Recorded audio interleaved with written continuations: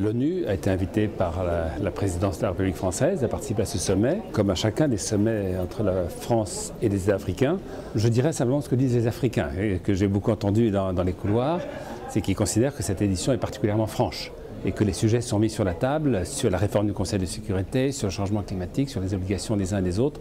Je crois que c'est ça peut-être qui caractérise plus la spécificité de ce sommet. Je crois que tous les Africains que j'ai rencontrés m'ont signalé ça. Et qu'ensuite, on traite vraiment des questions réelles, urgentes. Le changement climatique, chacun dit que c'est urgent.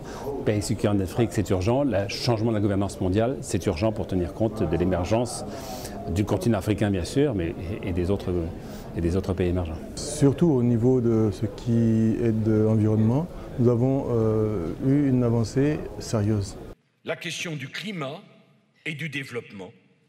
Il est primordial sur un tel sujet de continuer de travailler ensemble, comme nous avons commencé de le faire à Copenhague et avant Copenhague.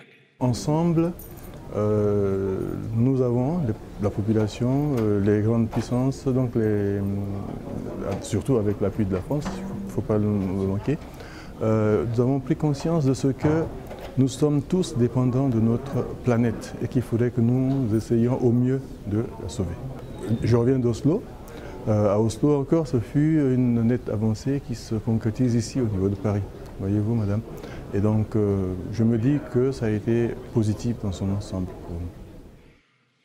Et il est absolument anormal que l'Afrique ne compte aucun membre permanent du Conseil de sécurité. Alors, il a été très clair en matière de changement climatique, il a été très clair en matière de paix et sécurité, sur la volonté de la France de renégocier avec les pays africains les accords de défense, pour ne le faire que dans les cas où les Africains le demanderaient, et de remplacer cela par la formation des forces africaines de paix et de sécurité. Ça, c'était un point qui a beaucoup marqué les Africains et qui a été très applaudi. Voilà. Je crois que, comme d'habitude, on va demander pourquoi la France prend le sommet avec l'Afrique, pourquoi n'attendez pas, vous, le sommet avec l'Union européenne. Mais la réponse est l'Union européenne, ce n'est pas les formules mathématiques. La France a l'avantage de travailler avec les pays africains pendant des décennies. Et ça donne beaucoup d'avantages aussi pour l'Union européenne. Nous sommes en train de préparer le sommet l'Europe, l'Union africaine en fin d'année. Je crois que ça pourrait donner pour nous quelques inspirations pour bien préparer le sommet. L'agenda va rester presque le même, mais comme le temps passe, bien sûr, ça va être plus élaboré.